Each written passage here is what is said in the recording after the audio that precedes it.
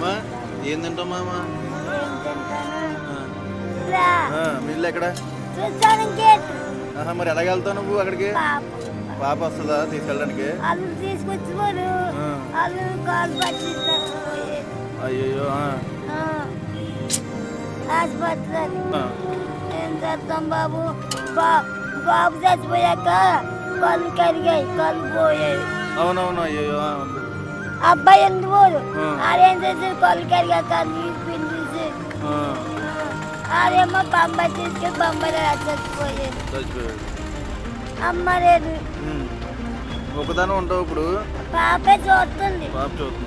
అత్తారు ఇంటికి వచ్చేసి నన్ను వాళ్ళే చూస్తున్నారు. చూడబట్టి అవుతున్నారు బాబు. ఇప్పుడు ఏం కావాలి నీకు? ఏం దాను? ఏదో తండ్రి నేనేం చెప్తాను.